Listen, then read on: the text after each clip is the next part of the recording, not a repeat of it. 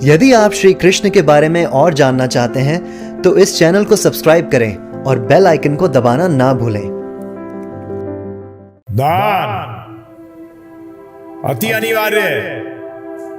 मुझे अभी तक याद है कि मेरी नानी थी, वो रोज ही, पहली बात तो रोज निकालते हैं लोग। पहले बताती थी वो कि हमारे घर से रोज निकलता ही था। फिर अब तुम्हारे पास आ गई हूं तो वो चिड़िया के लिए निकाल लिया, थोड़ा रोटी का थोड़ा सा टुकड़ा निकाल के अलग रख लिया। लोग कहते हैं मैं तो गरीब हूं, मैं क्या दान करूंगा। तू अगले जन्म में और गरीब बनेगा, चिंता क्यों कर रहा है। जैसे मैं बताता हूँ एग्जाम्पल के अंदर कि हमारी एक डिवोटी हैं, प्रभु जी उनकी वो पूरा कमाई हुई करके ना 6-7 हज़ार रुपये महीना लाती थी। उसमें 2,000 रुपये वो दान करती थी महीने की, जबकि उनकी 2 लड़कियां थी। पति जो था बदमाश था, भाग गया था। क्या प्रभु जी, वो समझ गई थी दान का महत्व। किसका महत्व समझ गई थी? दान का महत्व जबरदस्त महत्व है। जैसे कि यज्ञ भी अलग अलग लेवल पे है, तमोगुण, रजोगुण, सतोगुण, शुद्ध सतोगुण। इसी तरीके से तपस्या भी तमोगुण, रजोगुण, सतोगुण और शुद्ध सतोगुण, ऐसे 3 लेवल पे तपस्या भी है। इसी तरीके से दान भी 4 लेवल पे, तमोगुण, रजोगुण, सतोगुण और शुद्ध सतोगुण। दान भी इस तरीके से अलग अलग लेवल पे है। तमोगुण का दान कैसा होगा? जिसके अंदर की आप ये नहीं देख रहे दूसरे का भला होगा या खराब होगा। आपने उसको शराब मांगी, उसको शराब दे दी, उसे खुशी तो मिली ना, आप खुशी के कारण तो बने, इसलिए तमोगुण दान तो हो ही गया है किस्म से। वो चाहे उसके लिए वो खराब था उस व्यक्ति के लिए। तो हर व्यक्ति को दान करना चाहिए। दान का मैं भगवान कह रहे, मैं नहीं कह रहा। यज्ञ दान तप कर्म न त्याज्यम, नहीं त्यागना चाहिए। और भगवान ने दान के ऊपर भी चर्चा करते हुए तमोगुणी, रजोगुणी, सतोगुणी दान बताया है। शुद्ध सतोगुणी का मतलब हुआ कि आप भगवान कृष्ण के लिए दान कर रहे हैं, आत्मा के विकास के लिए दान कर रहे हैं। एक शरीर के विकास के लिए दान होता है, एक आत्मा के विकास के लिए दान होता है। तो एक भौतिक दान होता है और एक आध्यात्मिक दान होता है। एक दिव्य दान होता है और एक भौतिक दान होता है। भौतिक दान का भी फल मिलता है, ये ध्यान रखिएगा। ये नहीं कह रहा कि भौतिक दान का फल नहीं मिलेगा, मिलेगा, परंतु उसका दान का जो फल है वो समाप्त होगा, खत्म होगा। परंतु जो दिव्य दान होते हैं, जो आध्यात्मिक दान होते हैं, जो भगवान कृष्ण की प्रसन्नता के लिए किए जाते हैं, वो दान का फल कभी खत्म नहीं होता, क्योंकि वो दिव्य है। मुझे ये मत कहना कह रहे मेरे तो खर्चा नहीं निकलता। नहीं, निकालो उसमें से, पहले दान करो, फिर बोलो अब इतना पैसा इसमें काम चलाना है। तो ये ऐसा दान करने से क्या होगा बताइए? इसमें आपको 2 फायदे मिल जाएंगे। जो ऐसा दान करेंगे ना, प्रभु जी शास्त्र क्यों कहते हैं 50% दान करो? बताओ। उसका कारण यह है कि वो तपस्या भी बन जाता है साथ में। क्या बन जाता है? वो दान तपस्या भी बन जाती है, क्योंकि आपको इतना दान करोगे तो आपको तप करना पड़ेगा, आपको इंद्र तृप्ति अपनी कम करनी पड़ेगी। परंतु मैं आपसे नहीं कह रहा कि इतना करो। आप क्या करते हो जो कमाते हो प्रभु जी? टैक्स के पहले पैसे निकालते हो कि गवर्नमेंट से कहते हो मेरे पास नहीं है? सर्विस वाले बता रहे पहली काट लेती है। भगवान का सूरज की रोशनी ले रहे हो, हवा ले रहे हो, इसका कुछ दे रहे हो, अपनी उन्नति के लिए दो। भगवान तो ये भी नहीं कह रहे अरे क्यों इतने बड़े चोर बनते हो, डकैती कर रहे हो हैं? सूरज की रोशनी लेता है, मीटर इधर लगा हुआ है, नहीं लगाया हुआ मीटर, क्यों है? कपिल बताओ, है कि नहीं है मीटर? बताओ। और रोज लेते हो कि कभी कभी लेते हो? अगर सूर्य की रोशनी बंद हो जाए तो क्या हो जाएगा प्रभु जी? है ऐसा लॉकडाउन हो जाएगा, ना रहेगा लॉक ना रहेगा डाउन। गीता में भी कहा है भगवान ने, आप प्रकृति से ले रहे हो सब कुछ, परंतु जब रिटर्न नहीं करते उसको क्या कहा है भगवान ने? देवी देवताओं को ले और वापस नहीं करो तो क्या कहा है इसको? चोर कहा है। तो देवी देवता का मतलब क्या है यहाँ? प्रकृति। और प्रकृति का असली मालिक कौन है? भगवान श्री कृष्ण। नहीं मैं तो गरीब हूं। अबे झूठ बोलता, बदमाश कहेंगे। तेरा हवा पानी बंद कर दे, देखते तो कितना गरीब रहेगा। पहले हवा का मीटर देगा कि नहीं देगा? बताओ प्रभु जी। हैं बेशरम कहीं के। जब भी इस्लाम के अंदर ज़कात है, देना ही पड़ेगा। तो तेरी शादी नहीं हो सकती बेटा, तेरे को वो नहीं मिलेगा। क्या कहते हैं, कब्रिस्तान में जगह नहीं मिलेगी। ऐसी क्रिश्चियनिटी के अंदर है, चैरिटी हमारे अंदर भी है। तो ये 2 टाइप के बताया मैंने आपको, एक दिव्य, एक आध्यात्मिक है दान, और एक भौतिक है। हर चीज 2 चीजों में पार्ट में डिवाइडेड है। हर चीज दान करिए। सबसे मेरा आपका अनुरोध है, सबसे मैं कह रहा हूं, शुद्धि करिए अपनी। जब आप दान करते हैं तो यज्ञ भी हो गया, क्योंकि आपको भगवान ने ऑर्डर किया है। तपस्या भी हो गई, क्योंकि काटना पड़ेगा। जब आप अपने आप काट के दोगे, लोग क्या करते हैं, अगर बचा जैसे कि घर के अंदर, अबे यार वो मंदिर जा रहे हैं, वो सेब पड़े हुए हैं, खराब ही हो रहे हैं, वो दे दो, भगवान को दे दो। हैं, गेहूं में सुर्री लग गई, दे दो, दान दिया मंदिर में। भगवान तो नॉन वेजिटेरियन है, सुर्री खा लेंगे। भक्तों का क्या है, वो तो भिखारी है। क्या है वो? भिखारी है, क्या फर्क है? सबसे श्रेष्ठ है भक्त। बिल गेट्स भी उनके सामने कुछ नहीं है भगवान की नजरों के अंदर।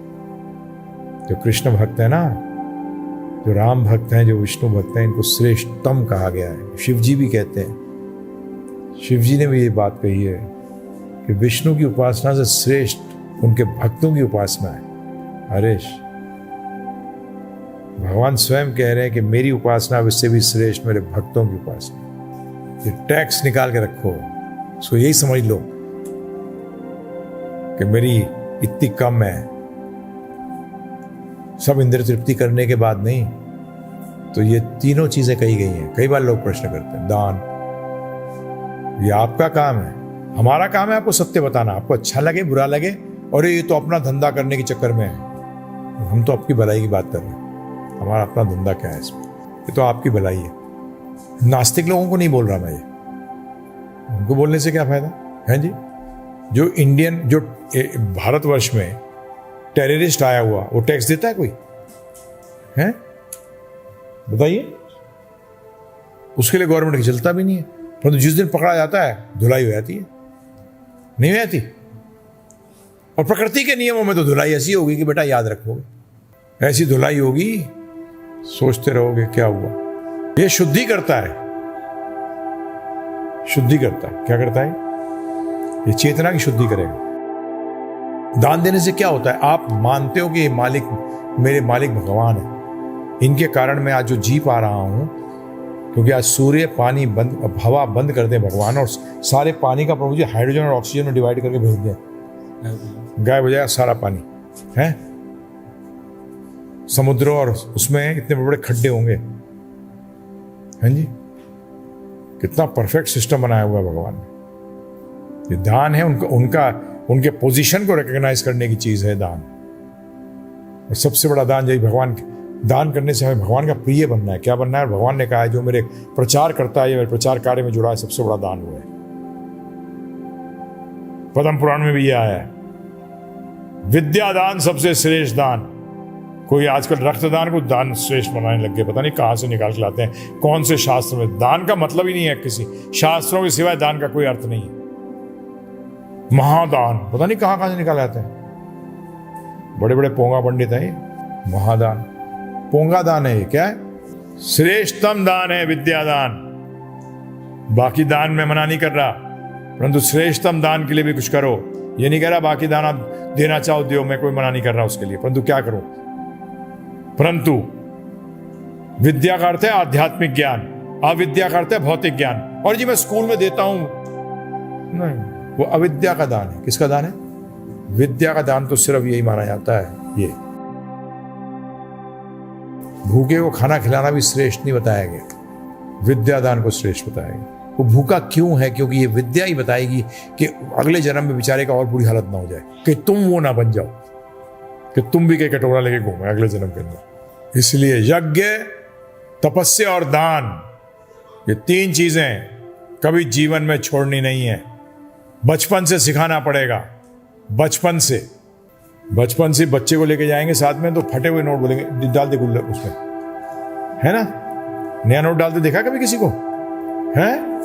बच्चे को भी वही दे देंगे, तो बच्चा भी समझता है अरे ये सब चलता है। हाँ, इसमें मैं नहीं कह रहा कि ब्राह्मण की बदमाशी नहीं है। जो ब्राह्मण नहीं है, जो ब्राह्मण बन के बैठे हैं, देखना तो पड़ेगा, आपको जानना पड़ेगा, ये बिल्कुल इंपॉर्टेंट है। बिल्कुल ठोक बजा के देखना पड़ेगा, ऐसे नहीं।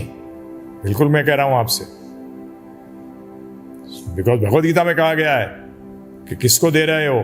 पैसा फेंकने से दान नहीं कहलाता, पैसा फेंकने से दान नहीं कहलाता, ध्यान रखिएगा। जैसे आप भिखारी है, रोड पे दान दे दिया, उसने जाके ड्रग्स खरीदे, उससे नशा कर रहा है, जब ये एक्चुअली ये काम किसका था? क्षत्रियों का। किसका काम था? क्षत्रिय, गवर्नमेंट जो रूल करते हो, देखें किसको आवश्यकता है, किसको नहीं है, सबको मिले, एटलीस्ट रोटी कपड़ा और मकान तो मिले। उसका मतलब कार्य दिया जाए। क्या दिया जाए? कार्य दिया जाए। आप तो मशीन ला रहे हो, आप तो क्या कर रहे हो प्रभु जी? मशीनें ला रहे हो, कार्य खत्म हो रहे हैं। मशीनों से कार्य, ट्रैक्टर कितने लोगों का काम कर लेता है अब? है कन्हैया? एक खत्म नहीं कर देता है 100 लोगों का, गए 100 लोग भूखे। और कन्हैया सोचता अगले जन्म में मैं बनाऊंगा सेठ। और 100 का खा गया तू खाना, तू कैसे सेठ बनेगा? है बताइए आप मुझे। 16वां अध्याय पढ़ो भगवद गीता का, साफ लिखा है भय वह कार्य करते हैं, ऐसे डेंजरस कार्य करते हैं जिसके समाज का सत्यानाश हो जाएगा। सब चीज ऑटोमेटिक हो रही है अब तो। अभी कोरोना वायरस के चक्कर में तो और भी हो रहा है, रोबोट बन रहे हैं खूब धनाधन। वर्क फोर्स खत्म कर दो। आपसे अनुरोध है बचाओ। हाँ, ब्राह्मण का काम है धंधा नहीं करना, हमारा काम धंधा करना नहीं है। धंधा करूंगा तो सत्य नहीं बोलूंगा, असत्य बोलूंगा, कस्टमर को खुश करना चाहूंगा। मेरा भगवान को खुश करने का अर्थ है। वैष्णव और ब्राह्मण का एक ही कार्य है कि भगवान को खुश करने के लिए कार्य करे, और भगवान झूठ से कभी खुश नहीं होते। आप उनकी चमचागिरी नहीं कर सकते भगवान की, कर सकते हो? बताओ एक भी भक्त बताओ जो चमचागिरी से भक्त बना हुआ है भगवान को, बताना जरा। कोई है रिकॉर्ड है कि हनुमान जी भक्त थे कि चमचा थे? राम काज करबे, साथ में क्या वर्ड लगा दिया? आतुर। आतुर का अर्थ क्या है? एकदम एंथुजियास्टिक, आतुर है करने को। समझिए इस बात को। तो हमारा कार्य हमें करने दीजिए, आपका कार्य आप करिए। हम नहीं मना कर रहे कि हमें रोटी कपड़ा और मकान नहीं चाहिए। क्यों नहीं चाहिए? कैसे करेंगे सेवा? कैसे करेंगे टीचर का काम? अपने बच्चे की स्कूल के लिए पढ़ाने के लिए तो आप हजारों रुपया लाखों रुपए लगा देंगे, परंतु आध्यात्मिक ज्ञान लेने के लिए आपके पास एक पैसा नहीं है देने को। क्या लोग हो, भप बेकार के लोग। मैं सत्य बोल रहा हूं, जब बेकार हो तो बेकार हो। मैं कैसे कह दूंगा जिसके पास कार नहीं है वो बेकार है? आज की तारीख में तो यही है ना। अब आपके पास कार नहीं हो, बोलो आपके पास कार है। आज मैं इनको खुश करने के लिए, वाह क्या मर्सिडीज में आते हो आप कपिल प्रभु, बताइए। आप गांव में अगर कोई बोल दे आपसे क्या मर्सिडीज में आया, तो सोचेगा अच्छा बेवकूफ है, मर्सिडीज समझता, समझने दो। और दूसरे मर्सिडीज हो जाएगी क्या? सत्य तो यही रहेगा कि मर्सिडीज नहीं है। मूर्ख मत रहिए, सोचिए अपने बारे में। भगवान कहते हैं स्वार्थ गति में विष्णु, स्वार्थी बनो, परंतु जानोगे स्वार्थ है क्या और उसकी गति क्या है, उसका लक्ष्य क्या है। विष्णु है, भगवान श्री कृष्ण है। तो ब्राह्मण, मैं बता चुका हूं पहले भी, ब्राह्मण को दान पे जीना चाहिए। उसका मतलब यह है कि अगर धंधा करेगा तो आदमी आएगा तो झूठ बोल देगा, उसको खुश करने की कोशिश करेगा। दान पे जिएगा, वो सत्य बोलेगा, जो आना है आएगा, नहीं देना चाहता नहीं देगा। गुरु के पास पहले जाते थे लोग, आज हमें भी सुनते हैं कई लोग। मैं तो मुंह पे बोलने वाला व्यक्ति हूं, सुनते हैं। क्या दान करते हो? सोचते हो ज्ञान फलित हो जाएगा? नहीं होगा, क्योंकि अब ब्राह्मण का काम है। प्रभुपाद जी कहते थे, भक्ति सरस्वती महाराज ने कहा इस बात को, एक बड़ा, मैं बहुत पहले पढ़ा था इसको, मैंने 28 साल 30 साल पहले पढ़ा था। उन्होंने कहा था कि मेरी गति देखो, मेरी गति देखो कि मेरे को अपने शिष्यों को सिखाना पड़ रहा है कि मेरी पूजा कैसे करी जाए। बोले इससे अधम व्यक्ति कौन हो सकता है? परंतु मैं क्या करूं, शास्त्र कहते हैं कि गुरु की कैसे उपासना करनी चाहिए, गुरु को सिखाना पड़ेगा। इसी तरीके से आप लोगों को सिखाना पड़ेगा। आप कहोगे अरे बड़ा वो है, तो लालची आदमी है, मैं तो आपसे कोई पैसे ले रहा हूं। नहीं, दान। दान दान का अर्थ है आपको स्व इच्छा से देना पड़ेगा, देना चाहिए। और वो भी देखना चाहिए कि वो कहां लग रहा है। हमारे गुरुदेव प्रभुपाद जी ने फूड फॉर लाइफ को ये इंपॉर्टेंस नहीं दी थी कि फूड फॉर लाइफ ही करे जाओ सिर्फ। नहीं, फूड फॉर लाइफ का उनका मतलब था food for the soul, because life और सोल में कोई फर्क नहीं है।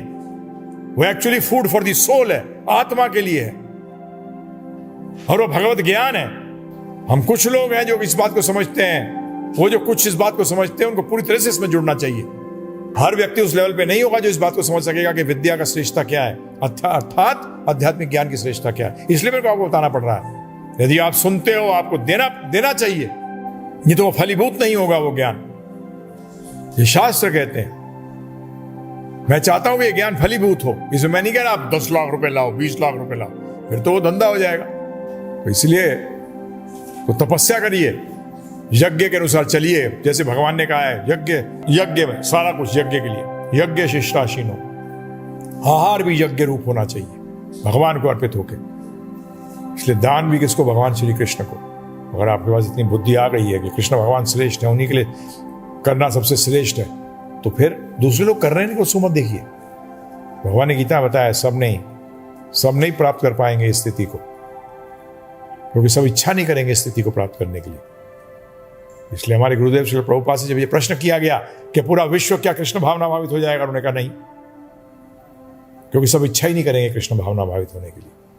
तो इसी तरह मैं आपसे अनुरोध करूंगा कि ये पुरुषोत्तम मास है, इसमें भी ये तीनों चीजें की कंटिन्यू रहनी चाहिए, क्योंकि ये तो थोड़ी है पुरुषोत्तम मास में सूरज निकल रहा है साहब, इसमें दान कर दूंगा, भगवान को टैक्स दे दूंगा बाकी टाइम में नहीं। सब देते हो, रोड टैक्स भी देना पड़ता है, खरीदने जाते हो तो टैक्स देते हो, एक मंजन नहीं खरीद सकते बगैर टैक्स के, दे सकते हो प्रभु जी? किंतु भगवान कृपालु है, उन्होंने फ्री छोड़ रखा है, क्योंकि अगर तू टैक्स देगा, जिसको दान कहते हैं, अगर तू देगा तो तू बचा रहेगा, तो शुद्ध होगा, नहीं तो अशुद्ध होता चला जाएगा। हर चीज में तेरा पतन होगा। आज ये कोरोना वायरस जो हो रहा है, ये क्या है? यही तो है। परंतु इस कोरोना वायरस के चक्कर में, आप लोगों के चक्कर में, वो कहते हैं ना कई बार कि अच्छे के बुरों के साथ अच्छा ही पिस जाता है, तो ये होगा। और भगवान कितने दुखी होंगे उसमें, ये बुरों के साथ अच्छा ही पिस रहे हैं।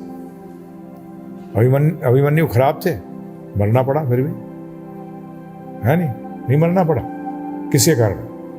कौरवों की दुष्टता के कारण, हैं जी? तो भगवान को अच्छा लगा हो, जब तो हालत खराब होगी उनकी। इसलिए आप सबसे अनुरोध है हमारा कि हरे कृष्ण महामंत्र करिए, तपस्या करिए, कृष्ण भक्ति प्राप्त हुई, आपको सुनने का मौका मिला है, इसको जीवन में लगाइए। बहुत बहुत धन्यवाद।